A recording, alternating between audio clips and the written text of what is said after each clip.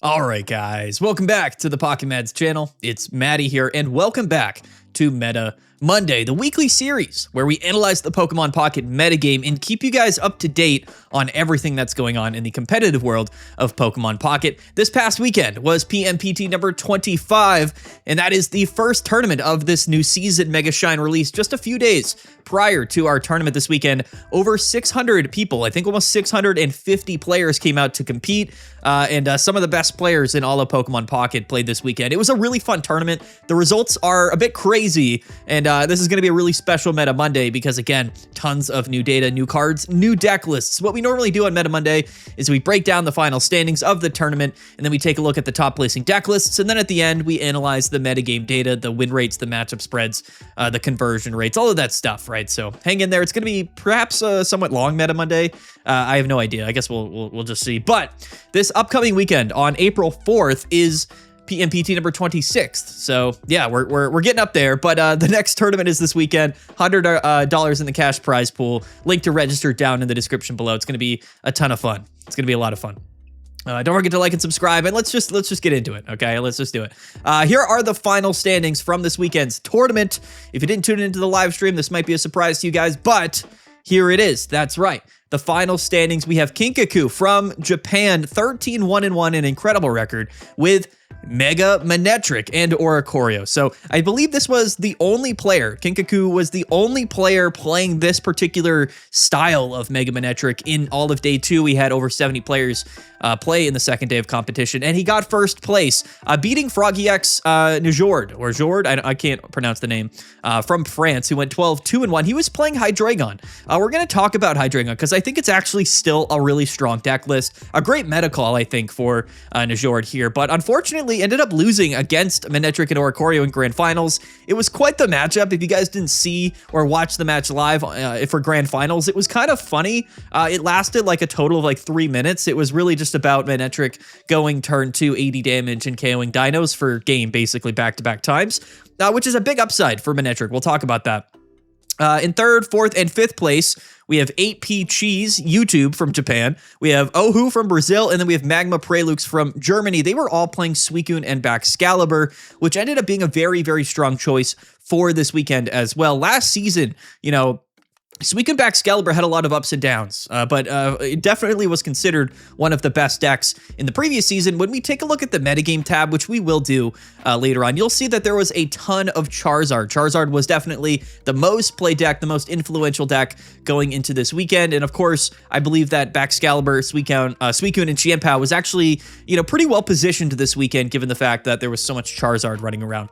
So yeah, third, fourth, and fifth place, Suicune Baxcalibur. We have Tom69 here in 6th place, and he was playing Mega Altaria and Gourgeist. This is the only Mega Altaria up until, I guess, well, there's another one, Evan34 from France, in 13th place, but not much Altaria high up in the standings.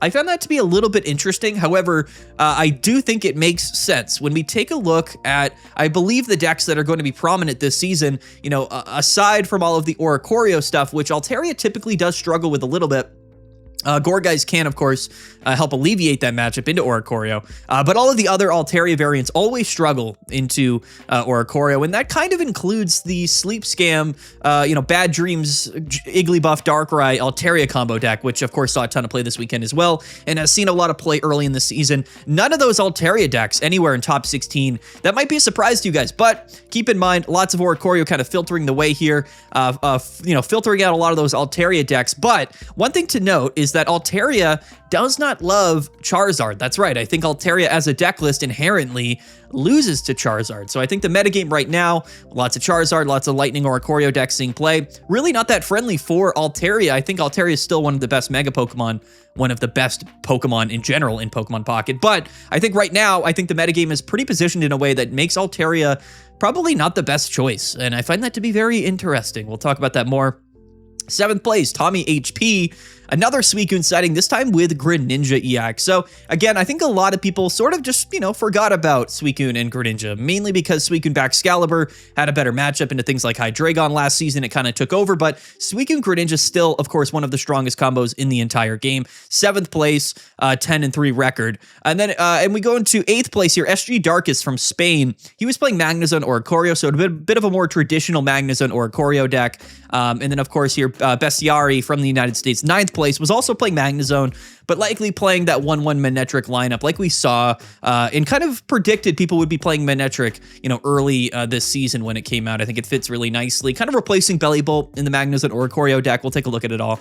And then 10th place, we have Saigon, or S1 Gun. I never know how to pronounce this man's name, but this is the consummate ranked GOAT in Pokemon Pocket. He makes an appearance in PMPT, has a great run, goes 10-2, our highest placing Charizard player here of the tournament, which is kind of a surprise. Again, nowhere in top 16 is there Charizard, and as I just told you, it was the most played deck this weekend, but a lot of Oricorio and a lot of Suicune, right? Decks that are, of course, strong into Charizard, fundamentally, doing well this weekend, placing high in the standings, kind of capitalizing on, that meta development going into this weekend of Charizard being kind of the most dominant, the most powerful deck. But just because your deck is strong doesn't mean it's well positioned, right? So that's what's interesting.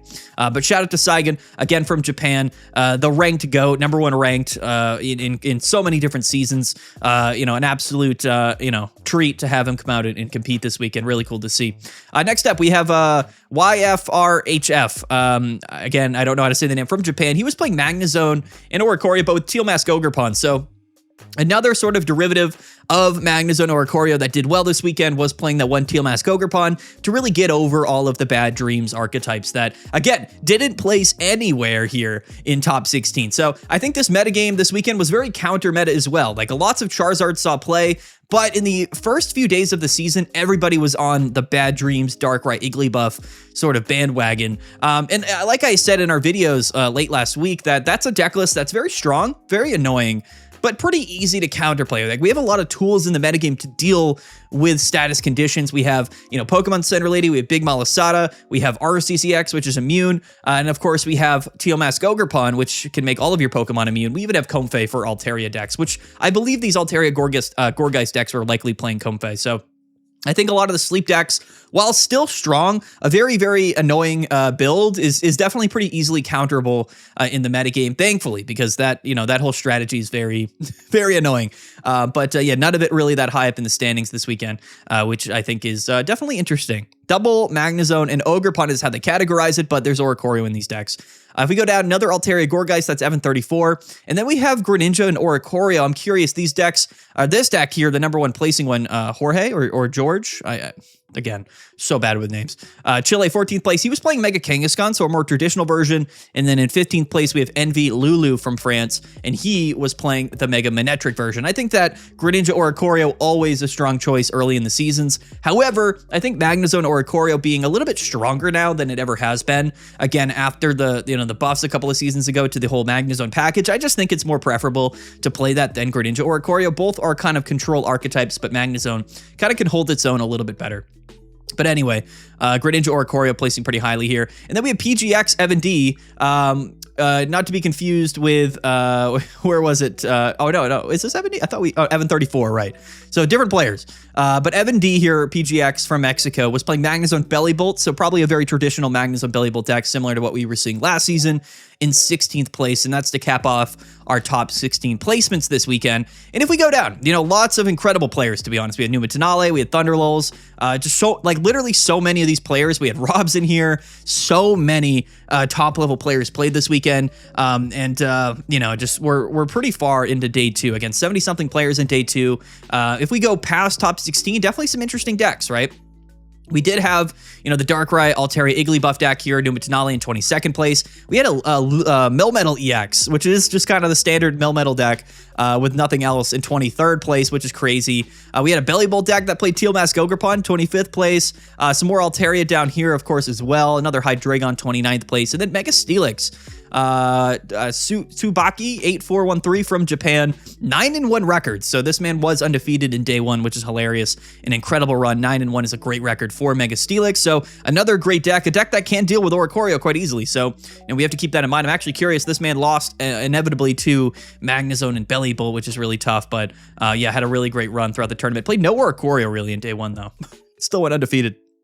And yeah, so that's the standings. That's the final standings of the tournament. Did this surprise you guys? I think that it was definitely very counter meta heavy, which wasn't a big surprise to me. But some of the decks individually definitely is a big surprise. Manectric Oricorio getting first place again. You know, we're not going to call it a fluke, but the matchup there in grand finals, you would think, is very not great for, you know, the Oricorio in Manectric deck to play against Hydreigon in grand finals. But, you know, as we saw, you know, that turn 2 80 damage Manectric, especially going first, leading Pichu. If you go first and lead Pichu both games and get turn 2 Manectric out, you know, you're going to have a pretty good pacing to your deck list, which I think is a massive advantage to Manectric. A 2 energy attack cost on a stage 1 Pokemon, 180 HP. It is a really strong Pokemon, and I think it's very consistent, which was a big reason why Kinkaku ended up winning the tournament. But what we're going to do now is take a look at the decks specifically, and we'll break them all down here. We'll kind of view at least one of like every archetype here that appeared in top 16. Let's take a look at the first place deck here. Manectric, Mega Manectric getting first place here at the opening weekend of Mega Shine. Definitely pretty cool. Paired with Oricorio, no surprise. Again, Oricorio. Early seasons Oricorio, undefeated, always will be. Anyway, let's take a look at his deck list here.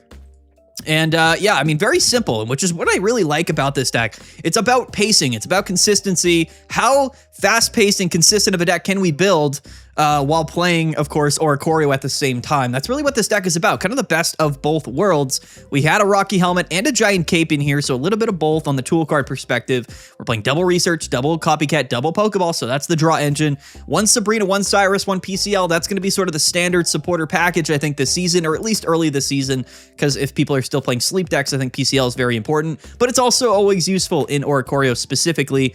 And then we have double Electric Generator.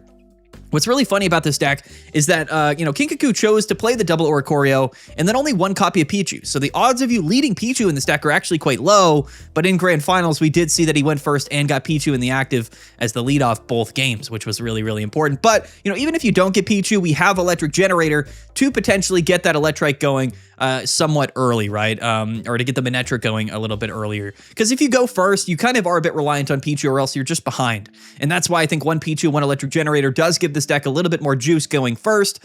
But of course, you have to draw into Electric Generator, or you have to lead with Pichu, and then of course you have to flip heads with Electric Generator. So it might not seem that consistent of a strategy, but all of these Pokemon have a low attack cost of 2, which is really good. And then Pichu, of course, kind of fixing that math if you go first. So a really fast-paced, really aggressive deck list. Mega Manectric just really slept on. You know, I kind of mentioned, I think on Friday's video, that Mega Manectric has a lot of potential in the sense that, yes, it is kind of a late game sweeper Pokemon. You can pair this with anything to take points early in the game, take 1 or 2 points, and then when you go into Mega Manectric at the end of the game, you know, you're dealing 110, 140 damage. It's a strong Pokemon. But I think it was underrated just how useful this thing can be on turn 2.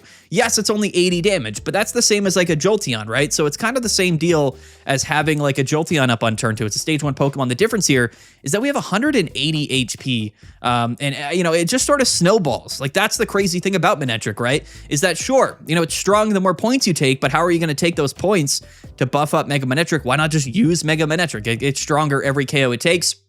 And again, the pacing, very, very important, as we saw in grand finals. The ability to KO basic Pokemon on your second turn going first is, quite frankly, incredibly strong, especially since after you KO with 80 damage, you're now dealing 110 damage. And then if you do it again, it really kind of snowballs out of control. And then, of course, we have Oricorio for those games where Oricorio will just win you the game, which is quite a few decks. I think things like Suicune, Chiempao are still going to struggle with Oricorio. You know, Charizard certainly is in a deck that loves Oricorio. So, you know, there's a lot of definite, at least this weekend, there was a lot of value to playing double Oricorio in your deck list. Although in grand finals, he played Hydreigon, which Oricorio is not that useful against. But I'm sure throughout the tournament here, if we take a look at his matchups, it was definitely very relevant. He played 1, 2, 3, 4, 5, 6 Charizard decks. on his way here to winning the tournament. So Oricorio was useful. That Altaria deck, both Altaria matchups, I'm sure Oricorio was very useful. Buzzwole as well, although Buzzwole has answers to Oricorio, but I'm sure Manectric pacing maybe got him there. He did lose one match here the entire tournament, which was to Magnezone Bellibolt, which is kind of interesting if you think about it. But again, they're also playing Oricorio. So this Manectric deck seemingly probably would struggle against other, Oricorio decks, right? Because we don't have any attacking option for Oricorio other than Oricorio, which immediately puts you in a tough position. He did beat Darkus, though, in top 8, who was playing Magnezone Oricorio, and then beat a couple of Suicune players. So again, against Charizard, against Suicune, this is a deck I feel very confidently about, as well as Oricorio. It's just a very well-built deck, I think, for this weekend's metagame. And it's so funny that it ended up hitting Hydreigon, like your worst matchup in Grand Finals, but he ended up winning, which just goes to show that really anything can happen in Pokemon Pocket, and that Manectric itself is a very, very strong Pokemon. Go watch that Grand Finals if it's uploaded somewhere or on the stream VOD, because it literally lasted like 3 or 4 minutes. It was incredible. Second place is going to be Frog EX and Jord. 12-2-1. Great record. Excuse me, a great record. And he's playing Hydreigon. What scares me about Hydreigon is sort of the buffs that it might have gotten this season with things like Hiking Trail and even Maintenance. This player here, Najord, was playing double Ice Pop, as we see all the time in Hydreigon. Double Poison Barb for that extra damage. Pretty standard as far as everything goes, but he is kind of throwing in the Hiking Trail. I don't know. I think he might have cut one research for the Hiking Trail, which I honestly don't think is a bad stadium card. Like, it definitely helps you in the matches where you kind of brick. I think the Hiking Trail maintenance stuff is definitely super slept on. Even Hiking Trail itself is just a valuable stadium card. Yeah, very interesting. I think Hydreigon just was well positioned. I think that it made sense for Hydreigon to make its way into Grand Finals this weekend, because so many decks were making it far into the bracket were like Oricorio decks and Magnezone decks, which traditionally, Hydreigon does well into, right? And that's sort of the thing about Hydreigon, is that it is a high roll deck. It's certainly strong, but the great part, and the reason why I think so many people do like to play it, is because you never really have to worry about the Oricorio stuff. And that's a big upside. I say that, but of course, Najord kind of bricked here in Grand Finals this weekend and ended up losing to Oricorio Manectric, but he lost because of Manectric and not Oricorio. And that's the important thing to note. Nothing else to really say here. If Najord's watching this, if any of the players that we talk about in their decks are watching this video, definitely comment down below. Talk about your deck. Give some advice. Give some insights. What would you change? What would you do about your deck list? I'd be really curious to know.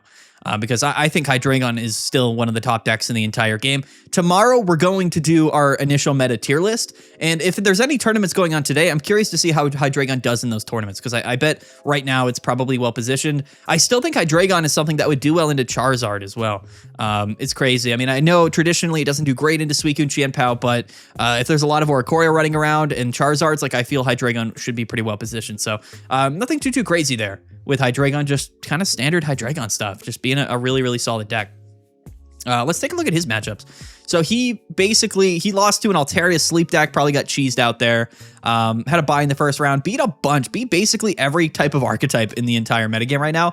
Unfortunately, ended up kind of breaking and losing in Grand Finals, but, beat Suicune Baxcalibur once, tied one game, beat Suicune Greninja, beat Greninja Oricorio, beat Magnezone Ogerpon. So you can kind of see, like, all of these matchups pretty much until, Suicune Baxcalibur were kind of good matchups for Hydreigon. Charizard, Magnezone, Greninja Oricorio, Suicune Greninja. These are things that Hydreigon can definitely easily win, which is why I think it was probably a good choice here. Was undefeated into Charizard this weekend, 3-0. Again, kind of had beaten Magnezone Oricorio in day one. Unfortunately, lost to an Oricorio in Grand Finals, but beat Rampardo Zangoose, which is crazy. Golden Go Alolan Mach. So a couple of interesting matchups that he hit in day one, but yeah, very dominant performance. Very, very dominant. All right, let's take a look at 8P Cheese _ YouTube's deck. Third place. This is the highest placing Suicune and Baxcalibur deck. However, Ohu here was also made top 4 with Suicune and Baxcalibur. So again, I don't think there's going to be anything too crazy here. I think this is the exact same deck as what we saw in previous seasons. And I think that Qianpao Suicune is just an incredibly strong deck. Again, a bit of a high roll deck. I think these more recent seasons here, or in the most recent weeks, I feel like Suicune in this deck list in particular really does in some ways, because it's rushed. Like, the metagame right now is definitely pretty fast paced, especially like a deck like this does not, and I mean that, does definitely not want to go up against, Manectric, because Manectric is either going to KO your Frigobacks on turn 2, or it's going to just 2-hit KO Suicune, tank a hit, and then you're just off to the races. Chien-Pao and Suicune can't deal anything, deal any damage to Oricorio. Like, this is not a matchup that I'm sure Suicune wants to hit. And I'm curious, actually, did they lose? Yeah. So Cheese ended up losing to Kinkaku, right? So he faced another Suicune Baxcalibur Prelux, right, and won the mirror matchup, but then had to face Manectric Oricorio. Although did win 2 games into Magnezone and Ogerpon. I wonder if these Ogerpon decks were maybe not playing Protective Poncho. So maybe those Ogerpons were a bit of a liability into Chien-Pao. That's a really good question. We'll take a look at those decks later. A standard. I mean, it's a standard deck, and I think this is a deck that's going to do well into Charizard as well. So again, I think this metagame and the results of this weekend very much defined by Charizard. Because again, once you see the metagame data at the end here, you'll see that Charizard saw a ton of play, even though it wasn't very well represented in top 16. It was the most popular deck, and I think the decks at the top of the standings were just able to kind of weed out the Charizard matchups pretty early on. Nothing substantial though. I don't think this deck has really changed at all. We are playing two Pokemon Center ladies actually. So in place of what? I guess he's not even playing Sabrina or Cyrus. So I guess that's a bit different. So I guess this Suicune and Chien-Pao deck here, playing double PCL, no Irida, no Cyrus, no Sabrina. That's definitely interesting. I think Sabrina, Cyrus are always good cards, but when you're playing Chien-Pao, you don't really need the Cyrus, I guess, as much as like a Suicune and Greninja does, of course. And then double PCL, that's obvious because of all of the sleep stuff that was going on this weekend. But a very, very interesting, sort of placement here. I think it was a good weekend for Suicune and Baxcalibur. I really do. All right, so next up, we're going to skip over the other 2 Baxcalibur decks just for the sake of timing here. But again, shout out to Ohu, shout out to Prelux. I want to skip down to Tom69's deck, the highest placing Mega Altaria deck of the tournament. No surprise, again, that the highest placing Altaria decks were just the Gourgeist decks. I think it's the most complete version of Mega Altaria. I really think that a Gourgeist is so useful in Oricorio. Not really having an auto-lose matchup in Oricorio is a really big deal. This deck's playing a ton of Pokemon. So it's a mix between Gourgeist Altaria, but also kind of a toolkit Altaria, which I do think is also strong this weekend. So this is a deck that's really teching for a lot of options. Chingling, definitely less valuable this weekend. Charizard doesn't use a rare candy. The Sleep Scam decks are just going to farm your Chinglings. So I don't really think that Chingling was really that impactful probably as a card. At least currently this weekend. It might change as time goes on, but Gourgeist definitely impactful to deal with Oricorios. We have got the Jirachi and the Comfey stuff here as well, so Comfey going to be really nice, basically completely making your deck immune, though, to the Igglybuff Darkrai stuff, which is, again, a really nice tech. It's nice that Altaria has Comfey to throw in the deck list. It's 70 HP, though, so it's not searchable with Lissia. Might not be the easiest card to get, considering this deck's playing so many basic Pokemon, but one Lissia, one Pokeball, one Copycat, double Research. We got the Mars, Training Arena, and then Sabrina Cyrus. So kind of a toolkit Altaria deck, but again, this is a deck that really can just sort of win games. You can stall with Sleep. You can't item lock with Chingling. If you get it, you're immune to Sleep. You got bench damage with Jirachi, Cyrus combo, and Gourgeist. There's a lot going on. That's definitely the most important thing to note about this type of deck, is that there's so many things happening. Altaria does benefit from having a lot of Pokemon, of course, because of Mega Harmony, but Altaria is all about balancing, always having the bench Pokemon, but having the Pokemon that you want when you want them, right? It's kind of a tough thing to balance. So, this deck has a lot going for it, but also a lot happening at the same time, might kind of impact the overall flow of the deck list, but we can't negate the fact that Mega Altaria is, in general, one of the best Pokemon in the entire game, and has been ever since it was released. Again, I really think Gourgeist is kind of just needed. I think that there's a clear reason why the top placing Altaria decks this weekend were playing Gourgeist, is because, you're probably going to struggle into Charizard, but maybe you dodge them in bracket. Maybe you do hit the Oricorio decks that beat Charizard, and then you can beat them, and, you kind of end up as a counter meta deck to some sort. So, yeah, I mean, nothing else to really say here. I think the Comfey tech was kind of needed this weekend, but moving forward, I would really be surprised in a lot of ways if the Sleep stuff really remained as like top meta contention.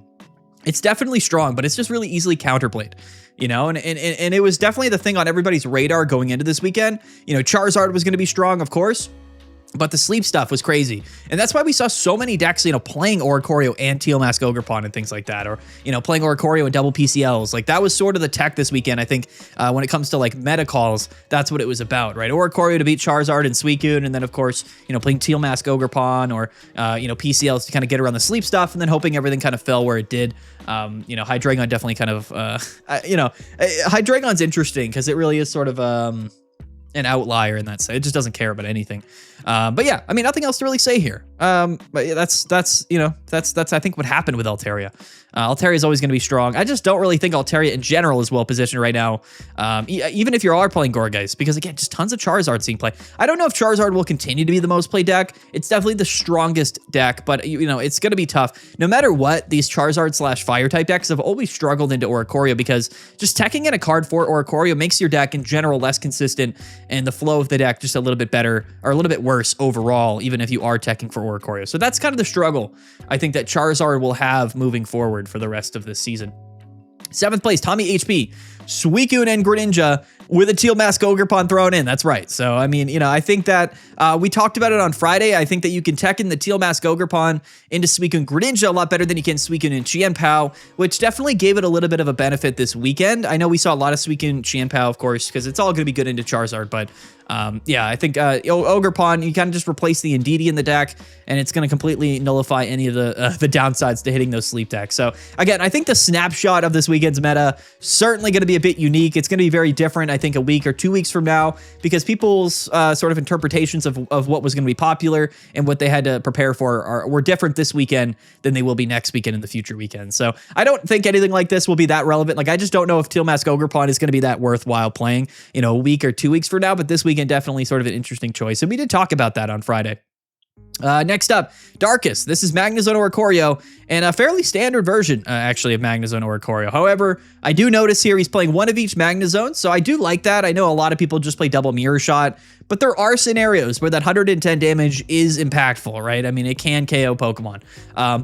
Yeah, I mean, it's Magnezone Oricorio, double PCL thrown in here, so PL and Lucky Ice Pop in one giant cape. So, I mean, definitely just playing Magnezone Oricorio and not losing to the sleep, right? That was definitely this player's intentions, and it definitely worked out pretty well for him. It's really fun. It's fun to see, like, the top players get rewarded for really just playing decks that are specifically built for that current time in the metagame. It's very fun. I think that's what's fun about Pokemon Pocket is, the cards you play and the decks you play have a massive impact on your results. And one of the biggest skill gaps in I guess skill expressions in Pokemon Pocket is playing the right cards, playing the right deck. That's why this channel exists, and I absolutely love it. Again, though, I will say a lot of this PCL sleep counter stuff maybe going to just be less relevant moving forward. Nothing else here is too surprising. I mean, it's a lot of coin flips for sure. But a very consistent deck, and I think that's really what Magnezone Oricorio does these days, is utilize RNG a little bit more than it used to, but is still consistent in the mid game. Okay, Bestiari from the United States, 9th place. This is Magnezone and Oricorio, but with Manectric. We did talk about this. So Manectric kind of just replacing Bellibolt as the 1/1, kind of lineup in Magnezone Oricorio, just like we saw last season, right? So that's been pretty much what this deck is. Exactly like Magnezone Bellibolt of yesteryear, but with Manectric thrown in. I think it's up. It's up for debate. Whether Manectric in this type of deck does fit better than Bellibolt. I still think Bellibolt's strong. I think a lot of people are going to comment like, oh, Bellibolt's sort of immediately out of the metagame because of Mega Manectric, but I don't think so. I think Bellibolt has always had an identity as sort of a solo Pokemon in its own archetype, right? So I think Turbo Bellibolt, although again, I'm not saying it's going to be better than Manectric, but it is sort of still a bit more of a unique archetype where you don't have to play Oricorio. You can kind of just win games by having double Bellibolt. And I think that's very valuable, right? The one with Zera Aura and Electric Generator and stuff. I think that's still a quality deck list, but people definitely are going to be infatuated with Magnezone moving forward. It did win the tournament. It is sort of the new Lightning Mega, and it is a good card. Yeah, again, I got another deck that we did cover late last week. Next up, 10th place, Saigon from Japan, the top placing Charizard player. So, if anybody knows Saigon, he's basically known for playing an incredible amount of Pokemon Pocket games and ranked battles, has a ton of experience, knows how to play the game, and does not misplay very often. But he was playing Charizard, and, this is still, I think, probably the strongest deck in the game. Again, when you're playing this type of list, there's nothing here really for Oricorio. We are playing Charmeleon, we are playing double Rocky Helmets, but if you're playing up against a double Oricorio deck, it's going to be a struggle, really, no matter what. This isn't like the fastest deck in the world, so against things like Suicune and Qianpao, you're going to struggle. If Suicune and Qianpao is really common, we might see things like Protect the Poncho a bit more commonly played in Charizard, but a very consistent deck. This deck does exactly what you want it to, and it's so powerful. 2 great attacking options, drawing double the cards with Entei, tons of HP to get through. Just really, really good. I really like Charizard. One Sabrina in the list, double Flame Patch I think is needed with Charizard, double PCL. So again, you know, he's sort of playing a deck list here most prominently to kind of, you know, be just a really strong deck, but not lose to the sleep stuff. And that probably worked out pretty well for him. Unfortunately, though, he probably hit like an Oricorio wall in day 2. He did lose to the Manectric Oricorio deck, which is crazy. Didn't play a lot of Oricorio actually throughout the entire tournament. So I had a pretty good seeding. He did actually lose to Numatanale. So I played a little bit of sleep decks, right? Played Dark Greninja, played 3 Altaria Iggly buffs in day 1, but the double PCLs in his deck probably well positioned to win that matchup a little bit more consistently. So again, a really great call for Saigon. He went 7-1 in day 1. And then of course, just ended up losing a top 16 though to Oricorio. But you know, if he hadn't hit Oricorio, this is a deck that I think was perfectly well positioned this weekend. But that's why we're not seeing so many Charizards, right? You know, in top 16 or high up in the standings, is because there's a lot of Oricorio. There's a lot. Like, look at this. Like 1, 2, 3, 4, 5, you know, 6, 7, 7 or 8 Oricorios potentially, yeah, in top 16. So literally half of top 16 was Oricorio. That's the type of stuff we see early in the seasons. Next up is YFRHF, also from Japan, also went 10-2. But this is going to be the Magnezone Ogerpon deck. So, you know, this is, have we covered it? We haven't, right? This is it's just Magnezone Oricorio, but, you know, protecting from sleep. So, you know, there's nothing else to really say here. I think Ogerpon is cool because it works for any deck that's not even grass energies. Like, I know you can't attack with Ogerpon if you're playing it in this type of an archetype, but, you know, as long as it's on your bench and your Pokemon have energies, they can't get put to sleep, and that's valuable. It was at least valuable this weekend. Again, specific techs like this, I just don't know if they're going to exist. Like, I just don't know if it'll be worth it next week, because I just don't know if Sleep's going to see that much play. But yeah, here's just a perfect example of how, you know, Ogerpon can help. And again, let's take a look at these matchups here. Any Sleep? He didn't even play Sleep, which is hilarious. Just played Magnezone or Oricorio. The Ogerpon did not help him. He actually lost this first game here, which was, I assume, probably a Sleep deck, right? It was, yeah. So the only Sleep deck he faced here, he ended up losing to, which is incredible. But that was the only Sleep matchup he hit all tournament. Hit a bunch of Charizards, though. So again, you know, beating Charizard, he actually did beat Hydreigon in day 2, which is hilarious. But beating Altaria, beating Charizard, this is the stuff that you would expect from Magnezone Oricorio, right? So the Ogerpon didn't end up being that useful for him, but a very interesting tech nonetheless. Let's skip over Flow, but shout out to him. Let's skip over Evan34 because we've already taken a look at these types of archetypes today. So in 14th place, I do want to take a look at, yeah, the Greninja Oricorio deck. This is the top placing in 14th place, but these players were tied at 9-3. Jorge F from Chile, and then Envy Lulu from France, both 9-3, both playing Greninja Oricorio. But these decks are different. So this is the first one here. Very, very traditional, you know, Greninja Oricorio deck from the previous seasons, playing the 1 Mega Kangaskhan, playing the Illima. This is what we saw from Greninja Oricorio for all of, like, last season and even the season before. And I think this has always been a decent deck. But if we skip down to the next player, this is Lulu. He was playing the same type of list, but he's playing 1-1 Manectric lineup. And I really do like this. The Poncho, the E-Generator, you know, you're still utilizing Oricorio Manectric just like the first place deck did, but we're playing a little bit more of a high roll deck with Cyrus, Greninja, Rare Candy, and a bit more of a control deck as well.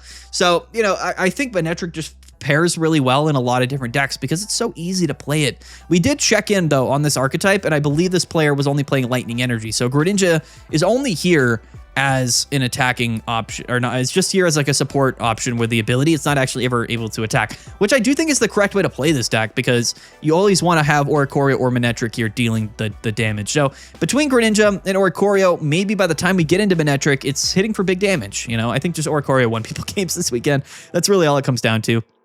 And then let's skip down here. The last deck we'll take a look at, another Magnezone deck. This is PGX Evan D from Mexico. He's playing Magnezone and Oricorio with Bellibolt. So again, literally the exact same kind of deck as we saw with the Manectric, but now it's just Bellibolt. And that's the question, right? I think moving forward is how are we going to play Oricorio? You know, I think Magnezone Oricorio, Magnezone's still the best partner for Oricorio, no matter how you slice it.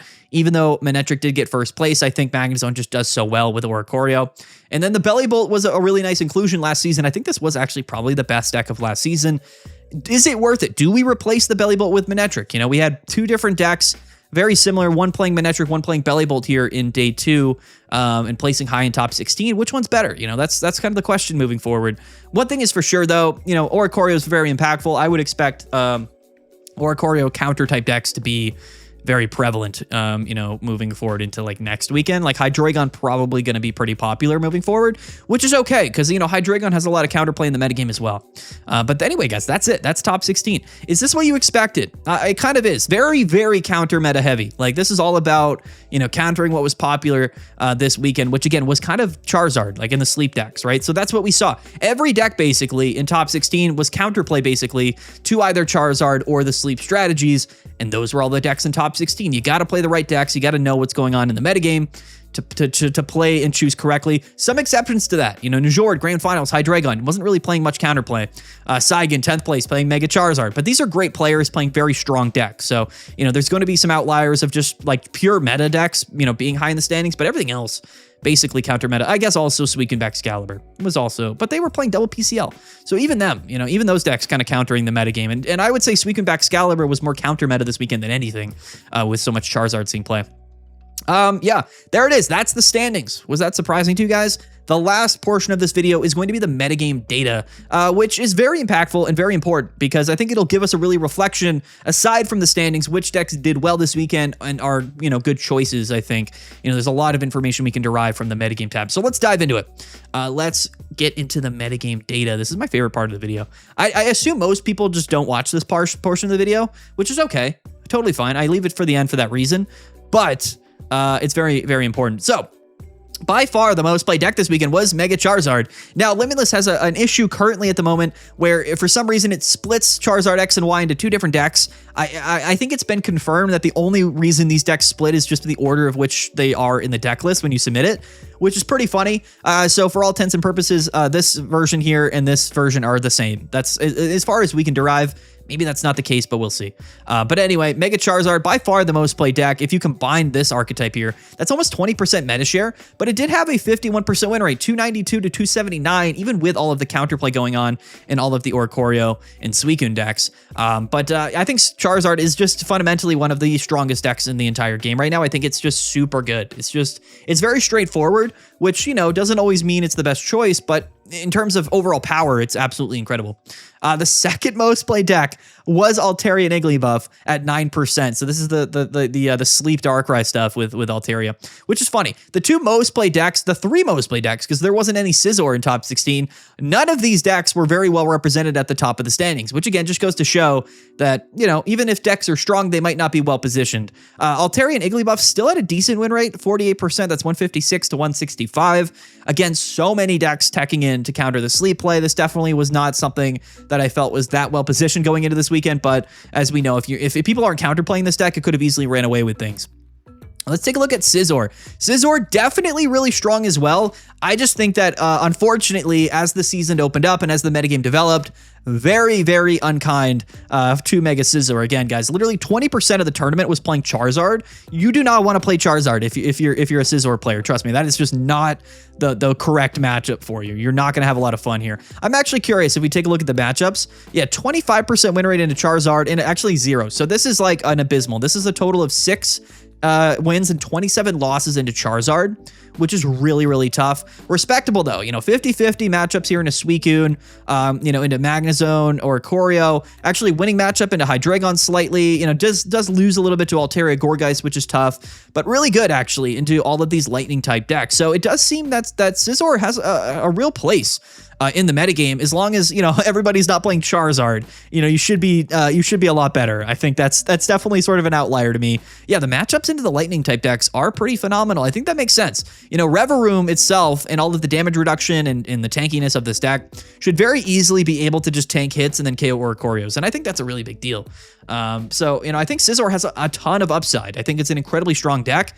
It just so happens this weekend everybody played Charizard, so it really was not a great time for the Scizor players. Unfortunately, most of its losses here, 27 of its losses kind of just came from Charizard, which is tough. Also went 2-12 for people that just missed around, so that's also impacting the win rate here. But yeah, I don't want people to really sleep on Scizor because I think the results of this weekend aren't really that reflective. I think Charizard will remain popular, But if the metagame becomes a lot more, lightning type decks, Manectric type decks, even like Suicune, Hydreigon decks, I think Scizor is actually very well positioned for the meta. So I don't want people to sleep on Scizor. It's just this weekend was a really tough weekend for it. Suicune Baxcalibur, though, on the other hand, is the exact opposite, where because so many people play Charizard, Suicune Baxcalibur did very well. 61% win rate, 117 to 70, right? So just ended up being the deck that was well positioned, which is hilarious. Let's take a look at the matchups, though, because I'm curious. 27-3 into Charizard, so that's a good matchup. So Charizard immediately, dealing with something that's pretty tough here. 9-1 into Magnezone and Ogerpon. So this is a confirmation to me. A lot of people played the Teal Mask Ogerpon in Magnezone, but they must not have been playing Poncho. Where is it? Where is Poncho? They're not playing Poncho. It's not in here. So out of all of these players, 23 people playing this particular list with Teal Mask Ogerpon, 0 of them playing Protected Poncho. That is a free 2 points for Suicune and Baxcalibur, which is really interesting. So we see 9-1 in that matchup. So unfortunately, Magnezone Oricorio is something that does very well typically. You would think in a Suicune Baxcalibur, but you got to play it correctly. A lot of those Magnezone decks teching for the sleep decks, not teching for Suicune. Nobody was teching for Suicune and absolutely dominating here. Did well into Gourgeist Altaria, did really good into Charizard, like I said, was beating these Magnezone decks because I think, honestly, they're just not playing Poncho. Like Magnezone and Manectric, rather, got kind of walled by Suicune as well. You got to play the Ponchos or else you will get farmed by Qianpao. That's why it's so strong. Luckily, though, we do have specific cards in the deck, in Pokemon Pocket that just kind of counter Qianpao, right? We have... Protect the Poncho. They do play Guzma anyway, though, so that matchup's always a bit scary. But yeah, very interesting. Lost a lot to Jolteon. There really wasn't that many bad matchups for this weekend. It looks like basically everything was kind of a free win here in some ways.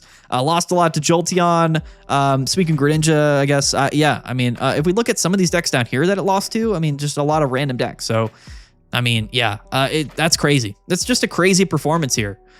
For our boy Suicune Baxcalibur. Definitely, I think, the most well-positioned deck this weekend, which is why I think if you go back to the standings, we saw, 3 of them in top 8, right there.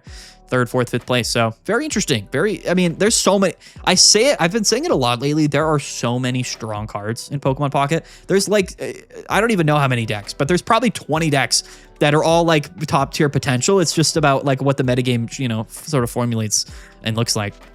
Hydreigon also well positioned here. So 57% win rate, 87 to 64. Absolutely killed it here. Hydreigon, let's take a look at its matchups though. So did pretty good into Charizard like I thought it would. Struggling into Sleep, but yeah, good into Charizard, good into Magnezone type stuff. Really only struggling with, it looks like Suicune and Baxcalibur like we always said it did. And then also Scizor, it was 3 and 4 into Scizor. Really good into Dark Greninja. And good into Manectric and Magnezone. So, yeah, looks like Hydreigon was also well positioned, although a couple of glaring weaknesses, of course, Suicune Qianpao is one of them, and then, Altaria. And honestly, I think Hydreigon has always struggled into Altaria, so that's not too surprising, but overall, a really nice win rate there for Hydreigon. Magnezone Ogerpon, though, had also a 61% win rate, so even though we saw it got absolutely farmed by Suicune Qianpao, had a really, was also the other most well-positioned deck. So this must have been a good meta call for everything other than once you got into top 16. So 23 people played this, 95 to 59 is an incredible record. What are these matchups looking like? 16-3 into Charizard. So yeah, Oricorio, getting the win there.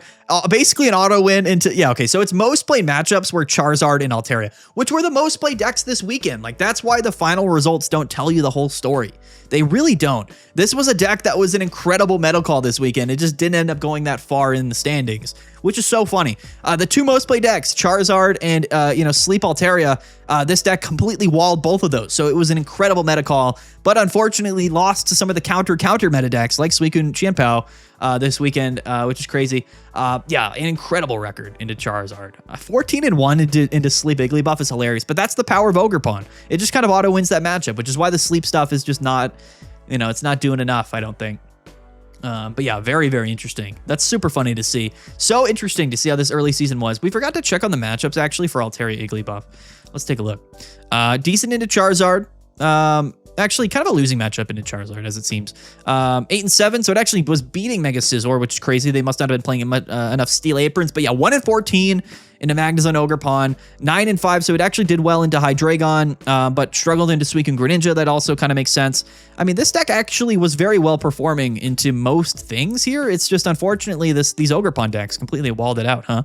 That really probably affected the win rate a good amount, because I mean, like, this deck dominated. Other than like that particular matchup, there's nothing else here that really screams poor to me. I guess Dark Greninja, which always counters Altaria, but yeah, very interesting. Absolutely incredible. It's interesting because it's a sub 50% win rate, but I mean, look at the win rates here. Very, very good into basically everything other than a couple of decks. So that's very interesting as well. Very interesting. Jolteon Manectric did struggle, so I don't know, you know, if this, I don't know. It's an interesting, I think maybe you lost, okay, so you lose to Charizard. So Jolteon just cannot get over the Charizard hump, which is a big deal. Also Scizor, which is also another big deal. So that's kind of tough. Nothing really like dramatic in terms of like great matchups here, other than Suicune Qianpao. So this is kind of a counter Suicune Qianpao deck, but other than that, really kind of Jolteon just can't really do much into most things that aren't Suicune decks, which is kind of funny. But anyway, that's how Jolteon Manectric went. Probably not the best way to play Jolteon, or Manectric is with Jolteon, but it's interesting. It's definitely an interesting deck. And again, you know, anything that really else stands out. So Magnezone and Manectric did very well, also a 60% win rate, probably just because it's Magnezone or Oricorio, you know what I mean? Any like big standouts, if we go by win percentage here, these are all lightning decks. These are all like one of lightning type decks, which are pretty cool. Like this Manectric sleep deck is kind of crazy, 7 and 2. But, you know, this is Sleep Darkrai, but with Manectric. Like, you know, you can just play Manectric in literally anything. I think that's absolutely hilarious. You know, the one Melmetal player went 8 and 3. Leafeon didn't see as much play this weekend. I really thought Leafeon should have seen more play. Where is it? Leafeon and Ogerpon. I guess it went 12 and 17, so not even that good. I guess, does this deck really have anything for Oricorio? It's a good question. Oh, Charizard, I forgot. Yeah, you're gonna get absolutely mogged by Charizard.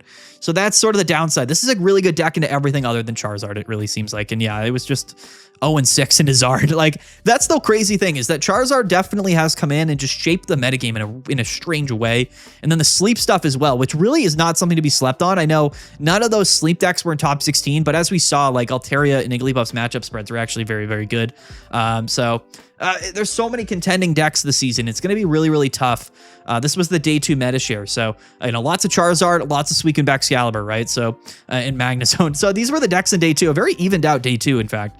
Yeah, very much dominated in the late game here of the bracket by Suicune, by Magnezone, by things like that. So, yeah, very interesting. Lots of Manectric. I mean, Manectric was very well positioned. I think a lot of people trying to figure out how to play it.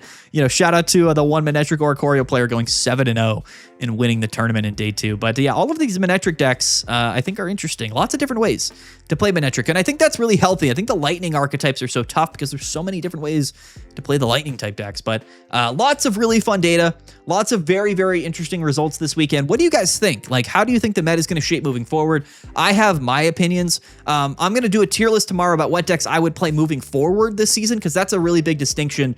You know, moving forward is going to be a lot different, which I think is going to be, you know, it's going to be tricky to kind of rank these decks, but I'm going to do my best in tomorrow's video. But yeah, comment down below. Let me know what you guys think. I think the metagame right now, it's wide open. So many strong cards. Mega Shine released just a ton of crazy things into the game, none of which are Mega Gengar, by the way. But Charizard, Manectric, all of the sleep stuff, I mean, it completely flipped the metagame upside down, and things are just so strange.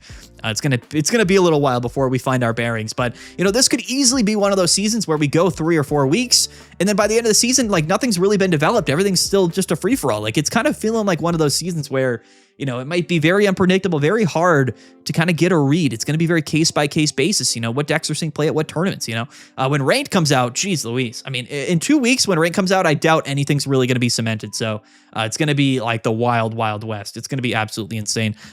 Crazy time to be playing Pokemon Pocket right now, but I love it. I'm here for it. Champions does come out in just about a little over a week, so, you know, we'll dive into that a little bit, but yeah, what a fun time to be a Pokemon Pocket player, and I love it. This is the reason why the channel exists. I'm all for it, guys. This was a long Meta Monday, so we're going to wrap this up. But if you watch this video, I really appreciate it. If you're new to the channel, like and subscribe. Definitely go register for PMPT number 26. This is going to be a very important weekend because, again, the second week, I think that this is where the metagame will really start to maybe settle if it does. But it's going to be really important to get these results for when we go into ranked, we know kind of what decks to play. So you're going to want to play this weekend, move the metagame forward, help me out. It helps out the community. And by the way, shout out to the judges, casters, moderators, everybody that makes the tournaments happen, because it really is a massive team effort. So again, massive shout out to all of them. And yeah, that's Meta Monday. What did you guys think? Ridiculous. What a crazy time to be alive. Anyway, yeah, that's the video. Peace out, guys. Have a good one. We'll see you guys later. And yeah.